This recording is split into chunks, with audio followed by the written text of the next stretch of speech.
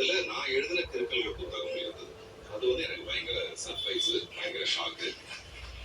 பொதுவா என்ன மாதிரி சின்ன மனுஷன்லாம் என்ன பண்ணுவாங்கன்னா, யாரா பெரிய மனுஷன் உள்ள வந்தா அவங்களை இம்ப்ரெஸ் பண்றதுக்காக நம்ம ஏதாவது செய்வோம். அவங்களுக்கு பிடிச்ச விஷயத்த மேடையில டேபிள்ல வச்சு அவங்க இம்ப்ரெஸ் பண்ண ட்ரை பண்ணுவோம். கலாம் சாருக்கு அது அவசியமே இல்லை. அப்படி இருந்து என்னுடைய புத்தகத்தை அங்க பார்த்தோன்னு எனக்கு பயங்கர ஆச்சரியம். அப்ப அவர் சொன்னார், நான் நிறைய புத்தகங்களை படிச்சிருக்கேன், ஆனா இந்த புத்தகத்துல நிறைய உண்மை இருக்கு, அது எனக்கு பிடிச்சதுன்னு சொன்னார். உண்மையிலேயே கிறுக்கல்கள்ல வந்து நிறைய விஷயங்களை வந்து நான் ரொம்ப யதார்த்தமா எழுதிப்பேன். அது அங்க இருந்து பார்த்த முதல் சந்தோஷம். அடுத்து என்னுடைய குழந்தைங்கலாம் கூட்டிட்டு போய் பக்கத்துல ஒரு கார்டன் ஒன்று இருக்கு.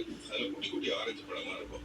அதெல்லாம் அவரே பறிச்சு தன்னுடைய பேத்திகளுக்கு கொடுக்குற மாதிரி என்னுடைய மகளுக்கும் என்னுடைய மகனுக்கும் கொடுத்துட்டு இருக்காரு. அதெல்லாம் நான் அப்படியே தூரத்துல வந்து பார்த்து ரசிச்சுட்டு இருக்கேன். இப்படி ஒரு தாத்தா, இப்படிப்பட்ட உலகமே மதிக்கிற ஒருத்தர் என் குழந்தைங்களுக்கு தாத்தாவா இருக்காருங்கிறது சந்தோஷம்.